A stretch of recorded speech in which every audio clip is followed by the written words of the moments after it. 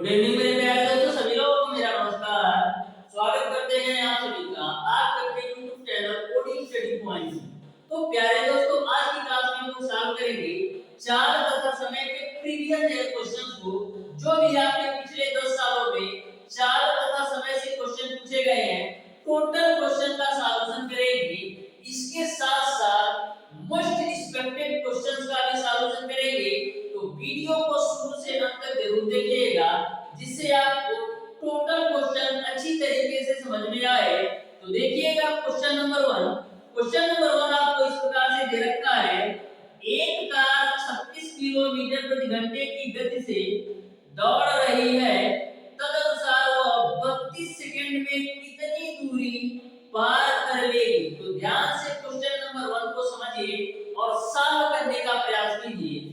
जो हमारी पिछली क्लास देखा होगा चाल तथा समय का, यह इस क्वेश्चन को मैक्सिमम 5 सेकंड के अंदर सॉल्व कर सकता है। तो मैंने ऑलरेडी चाल तथा समय का 4 क्लास ले चुका हूं। तो ध्यान से क्वेश्चन नंबर 1 को पढ़िए और सॉल्व करने का प्रयास कीजिए। क्वेश्चन नंबर 1 में आपको जो चाल की वैल्यू दे रखी है, जो आपको स्पीड की वैल्यू दे रखी है, वो आपको दे रखा है 36 किलोमीटर प्रति आवर और समय टाइम t का मान आपको दे रखा है 32 सेकंड। आपको दूरी का मान निकालना है। तो यहाँ पर सबसे पहले मैंने बताया था कि यहाँ पर जो टाइम है वो सेकंड में दिया है और जो आपकी चाल है वो किलोमीटर प्रति घंटा में। तो सबसे पहले आपको दोनों जगह यूनिट समान करना पड़ेगा, यानी कि जो आपकी चाल किलोमीटर प्रति घंटा में है, इसको सबसे पहले मीटर प्रति सेकंड में चेंज कर लेते हैं।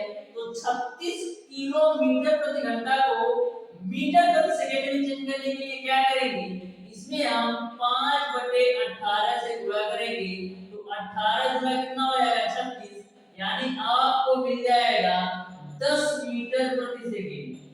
तो इस तरीके से आपका स्पीड भी मीटर प्रति सेकंड में हो गया और टाइम भी। अब दूरी निकाल लीजिए। तो दूरी बराबर क्या होता है, चाल गुणे समय। तो चाल आपने निकाला है 10 और समय आपका है 32। तो 32 गुणे 10 कितना होगा, 320 मीटर। इस तरीके से इस क्वेश्चन का जो आंसर होगा वो आपका ऑप्शन नंबर डी सही हो जाएगा। तो देख पा रहे हैं आप प्यारे दोस्तों, यदि आपको बेसिक कॉन्सेप्ट पता है चाल तथा समय का, तो ऐसे क्वेश्चन को 5 सेकंड के अंदर उड़ा सकते हैं। अब देखिएगा क्वेश्चन नंबर 2। क्वेश्चन नंबर 2 को ध्यान से पढ़िए और इसको आप सॉल्व करने का प्रयास कीजिए। क्वेश्चन नंबर 2 आपको इस प्रकार से है। यदि एक मोटर 9 सेकंड में 100 मीटर चलती है तो इसकी चाल किलोमीटर प्रति घंटे में क्या होगी। तो ध्यान से क्वेश्चन नंबर 2 को समझिएगा। क्वेश्चन नंबर 2 में आपको t की वैल्यू दे रखा है 9 सेकंड और आपको जो d का मान दे रखा है वो आपको 100 मीटर दे रखा है। आपको चाल बताना है, वो भी किलोमीटर प्रति घंटा में। तो ध्यान से समझिएगा। आपको पता है कि चाल बराबर आपका क्या होता है, आपको पता है कि चाल बराबर आपका होता है दूरी बटे का समय। तो दूरी तो आपका दे रखा है 100 मीटर और समय दे रखा है 9 सेकंड। तो यह चाल किसमें आया, मीटर प्रति सेकंड में आया। लेकिन आपको बताना है किलोमीटर प्रति घंटा में। तो मीटर प्रति सेकंड को किलोमीटर प्रति घंटा में बदलने के लिए क्या करेंगे, इसमें 18/5 से गुणा कर देंगे। तो 100/9 गुणे 18/5 से जब गुणा करेंगे तो ये आपका किलोमीटर प्रति घंटा में हो जाएगा। तो 9 गुना 18, 5 से काटेंगे तो 20 बार में कटेगा। तो आपको कितना मिल जाएगा, 40 किलोमीटर प्रति घंटा। इस तरीके से क्वेश्चन नंबर 2 का जो आंसर होगा वो आपका ऑप्शन नंबर बी सही हो जाएगा। अब आप लोग अच्छी तरीके से क्वेश्चन नंबर 3 को पढ़िए और इसको सॉल्व करके बताइए कि इसका आंसर क्या होगा। जो आपका क्वेश्चन नंबर 3 है वो समयांतराल पर क्वेश्चन है। मैंने आपको पिछली क्लास में समयांतराल पर बहुत सारे क्वेश्चन करवाया है टाइम डिफरेंस पर, तो आप लोग अच्छी तरीके से क्वेश्चन नंबर 3 को पढ़िए और सॉल्व करके बताइए कि इसका आंसर क्या आएगा। एक बात मैं आपको बता दूं, हमारी क्लास में कोई एडवर्टाइजमेंट नहीं होता है। मैं जितने टाइम क्लास लेता हूँ टोटल आपको बिल्कुल अच्छी तरीके से पढ़ाता हूँ। मैंने कई यूट्यूब चैनल ऐसे देखा है जो पेड कोर्स बेचने आते हैं, यदि उनका 1 घंटे का क्लास होता है तो उसमें 30 मिनट प्रचार करते हैं, लेकिन हमारे क्लास में ऐसा कुछ नहीं है। आपको बिल्कुल डेडिकेशन के साथ जितने टाइम की आपकी क्लास होगी बिल्कुल अच्छी तरीके से आपको सारी चीजें क्लियर करते हुए पढ़ाया जाएगा। तो क्वेश्चन नंबर 3 को आप लोगों ने समझ लिया होगा कि कैसे सॉल्व करना है। तो देखिए देखते हैं कि क्वेश्चन नंबर 3 का क्या आंसर आएगा। क्वेश्चन नंबर 3 आपका इस प्रकार से है, दो आदमी एक साथ कुछ दूरी चलना शुरू करते हैं। एक 4 किलोमीटर प्रति घंटे पर और दूसरा 3 किलोमीटर प्रति घंटे पर। पहले वाला दूसरे से आधा घंटा जल्दी पहुंच जाता है, दूरी ज्ञात कीजिए। तो क्वेश्चन नंबर 3 में आप देख पा रहे हैं कि जो आपको टाइम डिफरेंस दे रखा है वो आधे घंटे का दे रखा है, आपको दूरी बताना है। तो मैंने आपको बताया था जब भी आपको टाइम डिफरेंस का मान पता हो और दूरी निकालना हो तो वहां पर दूरी निकालने का जो आपका फार्मूला होता है वो चालों का गुणनफल बटे चालों का अंतर गुणे आपका होता है टाइम डिफरेंस। तो यहाँ पर जो पहली चाल है वो आपका है 4 किलोमीटर प्रति घंटा और दूसरी चाल है आपका 3 किलोमीटर प्रति घंटा। तो 4 गुणे 3 और चारों का डिफरेंस कितना आएगा, 4 - 3 यानी 1 आएगा।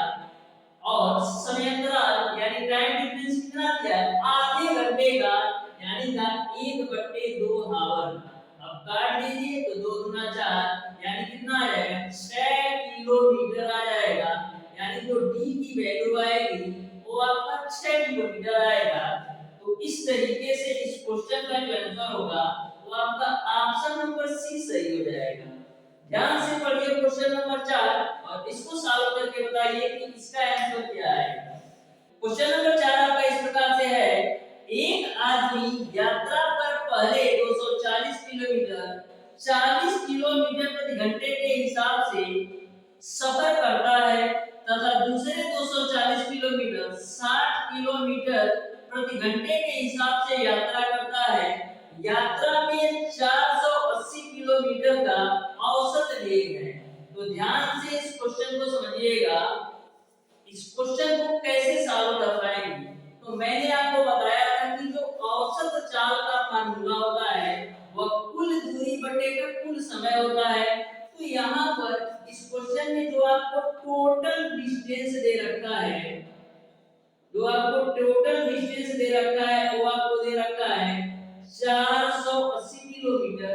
यदि हमको टोटल टाइम पता चल जाए तो मैं इस क्वेश्चन को सॉल्व कर सकता हूं। तो ध्यान से पढ़िएगा, तो यात्रा पर पहले 240 किलोमीटर 40 किलोमीटर प्रति घंटे के हिसाब से चलता है। तो सबसे पहले निकाल लेते हैं पहली 240 किलोमीटर यात्रा करने में जो लगा समय है उसको मैंने मान लिया है t। तो कितना दूरी तय कर रहा है, पहली बार में दूरी तय कर रहा है 240 किलोमीटर और कितने चाल से 40 किलोमीटर प्रति घंटे की चाल से। तो 40 से भाग कर देंगे तो कितना है 4 × 24, यानी कि पहली जो 240 किलोमीटर 40 किलोमीटर प्रति घंटे के हिसाब से चल रहा है उसमें टाइम आपको मिल गया 6 घंटा। अब दूसरी दूरी जो 240 किलोमीटर का तय कर रहा है उसका भी टाइम निकाल लीजिए। तो दूरी आपका है 240 ही, लेकिन जो दूसरी दूरी 240 किलोमीटर का तय कर रहा है वो आपका 60 किलोमीटर प्रति घंटे के हिसाब से कर रहा है। तो 0 से आपका 0 कैंसिल, 4 × 24 यानी आपको t2 की वैल्यू मिल गया 4 घंटा। अब आप टोटल टाइम निकाल सकते हैं। टोटल टाइम क्या होगा, t T1 प्लस का T2 तो 6 4 कितना हो जाएगा 10 घंटा। तो इस तरीके से आपको टोटल डिस्टेंस भी पता चल गया और टाइम भी। तो औसत चाल भी निकाल सकते हैं। तो औसत चाल क्या होता है? औसत चाल बराबर या औसत वेग बराबर आपका होता है कुल दूरी बटे का कुल समय। कुल दूरी आपका है 480 किलोमीटर। अब कुल समय निकाला है आपने 10, 1 0 से 1 0 कैंसिल, तो फाइनली आपको मिल जाएगा 48 किलोमीटर प्रति आवर। इस तरीके से इस क्वेश्चन का जो आंसर होगा वो आपका ऑप्शन नंबर ए सही हो जाएगा। अब देखिए क्वेश्चन नंबर 5 और इसको सॉल्व करके बताइए इसका आंसर क्या आएगा। तो जो क्वेश्चन नंबर 5 आपका है वो समान दूरी पर क्वेश्चन है। तो मैंने आपको बताया था कि जब दूरी समान हो तो वहां पर जो आपका औसत चाल होता है वो आपका 2xy बटे का x + y के बराबर होता है। तो ध्यान से क्वेश्चन नंबर 5 को पढ़िए और सॉल्व करके बताइए कि इसका आंसर क्या है।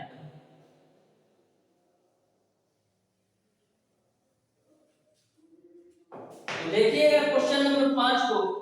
क्वेश्चन नंबर 5 आपका इस प्रकार से दे रखा है।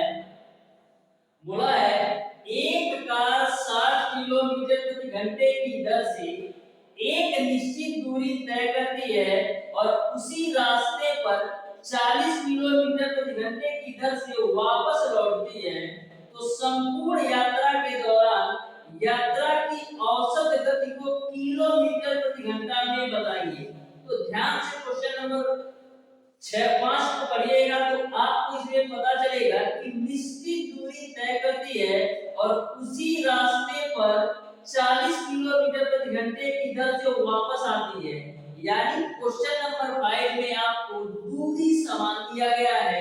तो मैंने आपको बताया था कि जब आपकी दूरी समान हो तो औसत चाल का जो फार्मूला होता है वो आपका होता है 2xy बटे का x + y किलोमीटर प्रति आवर। यह कब लगता है? जब आपका दूरी समान हो और इसमें जो आपका x होता है वो पहली चाल होता है और जो आपका y होता है वो दूसरी चाल होता है। जो पहली चाल है वो 60 किलोमीटर प्रति आवर और दूसरी चाल इसको रख देते हैं तो 2 × 60 × 40 बटे पहली चाल आपका है 60 और दूसरी चाल है आपका 40। तो हल कर लीजिए तो कितना होगा 2 × 60 × 40 बटे 60 और 40 कितना होगा 100। डबल जीरो से डबल जीरो कैंसिल तो कितना मिलेगा 2 × 12 = 48 किलोमीटर प्रति आवर मिल जाएगा। इस तरीके से इस क्वेश्चन का जो आंसर होगा वो आपका ऑप्शन नंबर सी सही हो जाएगा। तो आप देख सकते हैं कि यदि आपको बेसिक पता है चाल तथा समय का तो किसी भी क्वेश्चन को 5 सेकंड में उड़ा सकते हैं। अब देखिएगा क्वेश्चन नंबर 6। क्वेश्चन नंबर 6 को आप लोग ध्यान से पढ़िए और बताइए इसका आंसर क्या है। तो क्वेश्चन नंबर 6 आपका इस प्रकार से दे रखा है कि 3 किलोमीटर प्रति आवर की दर से चलकर पिंटू 5 मिनट देरी से स्कूल पहुंचता है। यदि वह 4 किलोमीटर प्रति घंटे की गति से चले तो 5 मिनट जल्दी पहुंच जाएगा। पिंटू के घर से उसके स्कूल की दूरी है। तो जो आपका क्वेश्चन नंबर 6 है यह इस समयांतराल का क्वेश्चन है। तो समयांतराल का जब आपको मान पता हो तो मैंने आपको बताया था कि जब कभी भी आपको समयांतराल का मान पता हो तो वहां पर जो दूरी निकालने का फार्मूला होता है वो आपका चालों का गुणनफल बटे चालों का अंतर गुणे टाइम डिफरेंस आता है।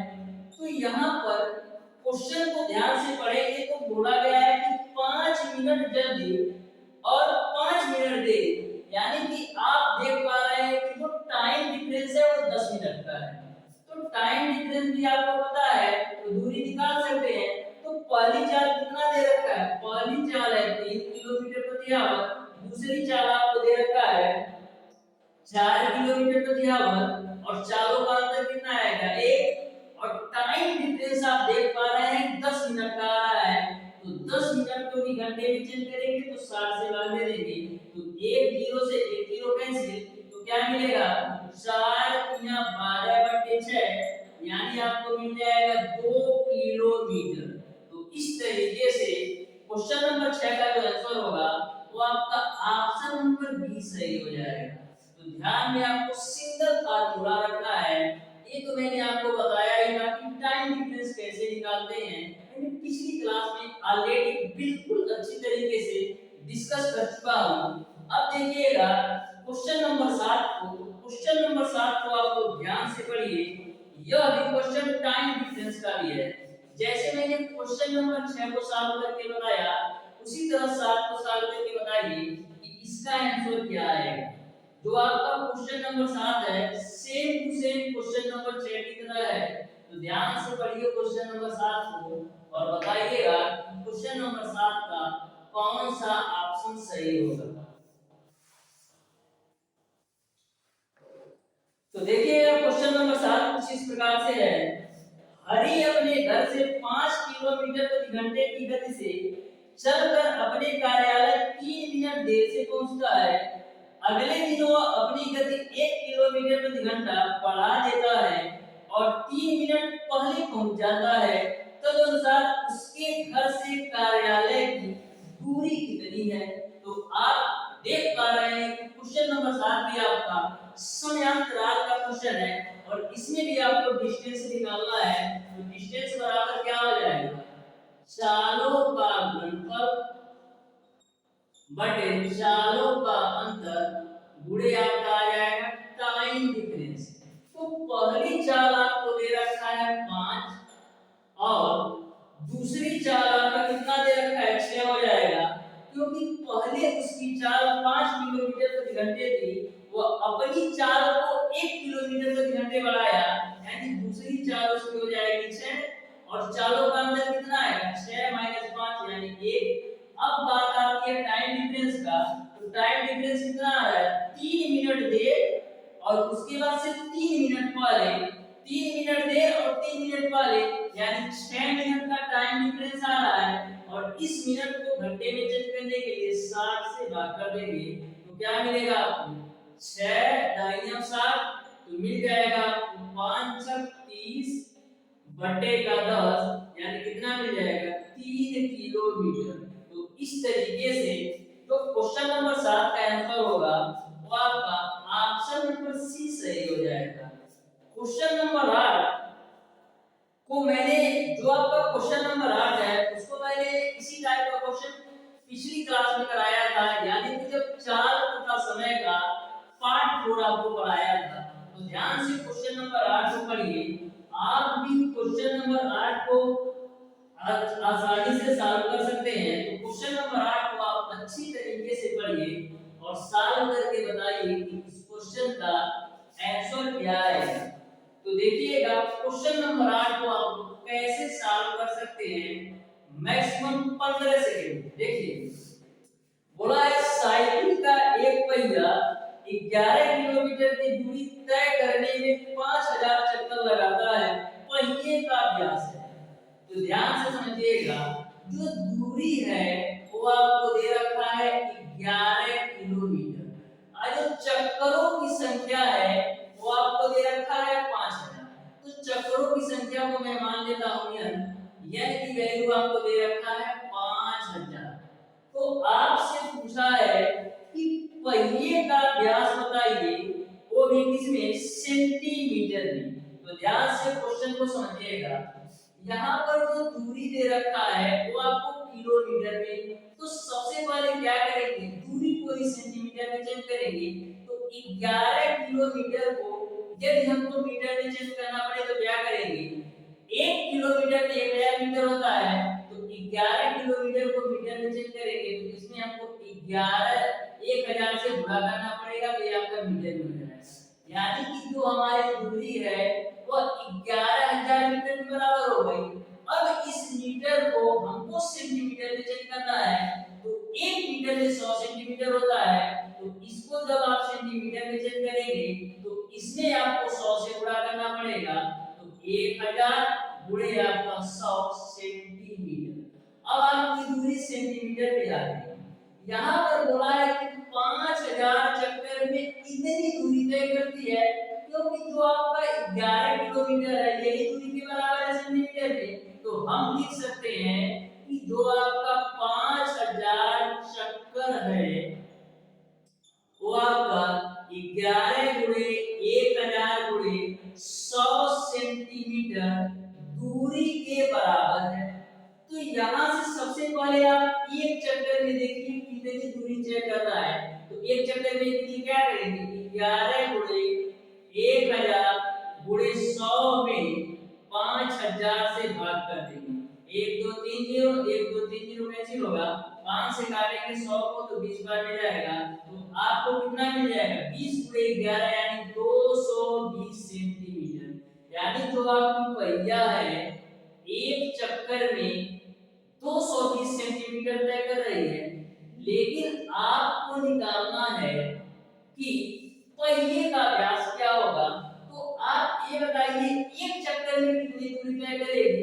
तो जो आपकी पहिया होती है एक चक्कर में अपनी परिधि के बराबर दूरी तय करेगी। तो परिधि क्या होता है 2 पाई r, यानी जो आपका 2 पाई r की वैल्यू आपने निकाल लिया वो आपका 220 सेंटीमीटर के बराबर है। मैंने क्या बोला एक चक्कर में कितना दूरी तय करेगी पहिया अपनी परिधि के बराबर, जबकि परिधि क्या होता है 2 पाई r के बराबर। 2 पाई r बराबर 220 हो गया तो 2 हो गया, पाई का मान 22/7 रख दीजिए, r बराबर आपका हो जाएगा 220। यहां से आप 22 से काटिए तो 22 से कम 22 0 हो जाएगा, 2 से काटेंगे तो 2 बचे 10 हो जाएगा। तो यहाँ से r की वैल्यू कितना मिल जाएगा 7 गुणे 5 यानी 35 सेंटीमीटर। आपने r की वैल्यू निकाल लिया 35 सेंटीमीटर। आपको निकालना है व्यास। तो व्यास क्या होता है त्रिज्या का दोगुना होता है, तो 2r होता है, तो 2 और r की वैल्यू आपने निकाला है 35। तो व्यास आपको कितना मिल जाएगा 70 सेंटीमीटर। इस तरीके से इस क्वेश्चन का जो आंसर होगा वो आपका ऑप्शन नंबर बी सही हो जाएगा।